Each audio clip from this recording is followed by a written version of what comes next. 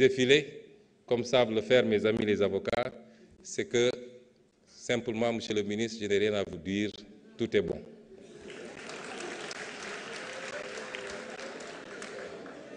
Madame le ministre, Madame le député, cher honorable député, j'espère que le lapsus que vous avez fait n'était pas très révélateur, parce que vous avez parlé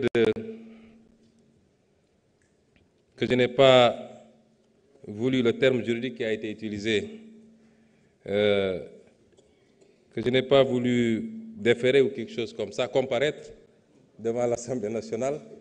J'espère que vous ne rêvez pas encore de me juger. Mais je n'ai jamais eu de problème à répondre à l'Assemblée nationale. Je n'ai peur d'aucun député. J'ai été député ici à l'Assemblée nationale, où vous étiez 127 et j'étais seul.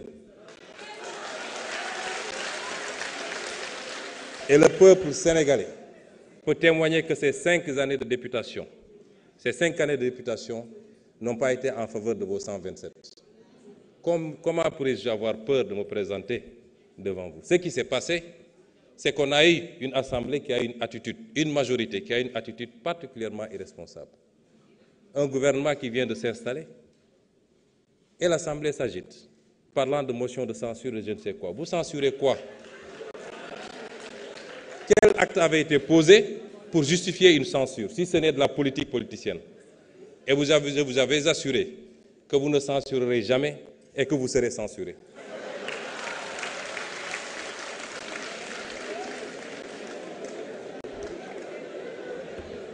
La politique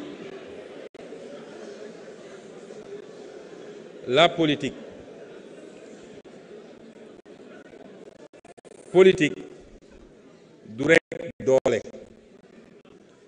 Politique xel moo ci ëpp.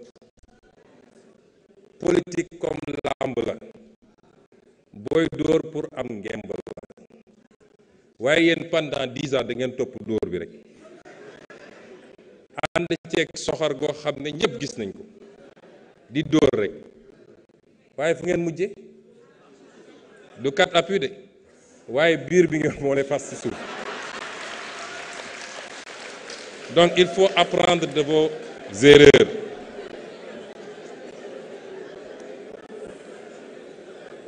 Il faut apprendre de vos erreurs et revenir à la raison. Et la raison, c'est de vous instruire. J'ai été ici, certainement un député virulent, mais j'ai été toujours dans les faits et dans les chiffres, sur les hydrocarbures, sur la fiscalité, sur les politiques agricoles. Je crois que cette assemblée-là, quand on y était, avec beaucoup d'autres députés de l'opposition, au moins on avait réussi à rehausser, sans avoir besoin d'insulter qui que ce soit. Certes, l'Assemblée, c'est la confrontation politique, c'est la guérilla parlementaire dans tous les pays du monde. Mais nous n'avons jamais dépassé les limites, en tout cas en termes langagiers, et à chacune de nos interventions, qui tournent encore sur les réseaux sociaux, nous avons parlé des vrais problèmes de ce pays. Ceci dit, ça a été posé, et bien posé, par l'honorable Cheikh Tidiane Youm. Nous avons présenté un programme, une vision ambitieuse.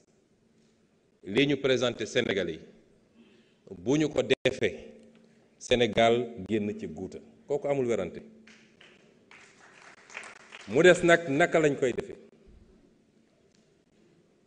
am na intervention yu bëri yu fi am day dellu si li nga xam ne mooy li ñu fagote mun naa bu ñu dugg ci détail ndax lu bëri liñ fi wax mi ngi ci déclaration de politique générale bi lu bëri liñ fi wax mi ngi ci référentiel 2050 bi lu bëri liñ fi wax mi ngi ci master plan bi lu bëri liñ fi wax mi ngi ci plan quinquennal bi waaye dañu am problème mu mentalité mooy on doute toujours de nous-mêmes ba pare jàpp nañ ni lépp dafa war a jóge ci biti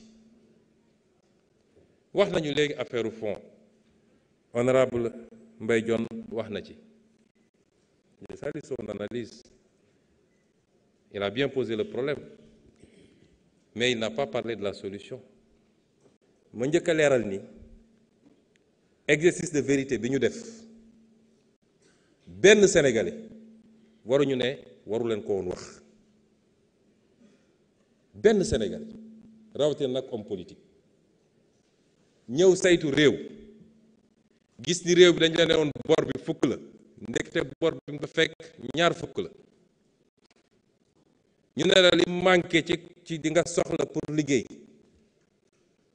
juróom la nga xool ndekete fukk la waaw ñu ne la loolu waroo koon wax ndax soo ko waxee bailleurs yi dañuy tiit kon nëppal ko mooy li nga fi fekkoon ci naka sudul noonu defal noonu continuer ko parce que li ma gars yi war a xam mooy suñ ko waxuloon ba mandat bi di jeex noonu la ñuy continuer ci sul bukki sulli bukki te balaa mandat bi di jeex bor bi kon dootul nekk 85 ou 87% waaye dina egg 150%.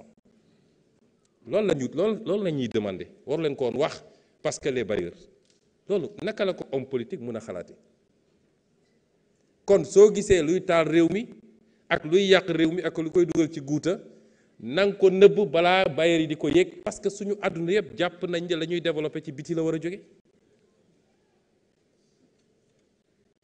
ñëpp war a applaudir le courage politique du président Bassirou Diomaye Faye ñëpp a ko war a applaudir mu des nag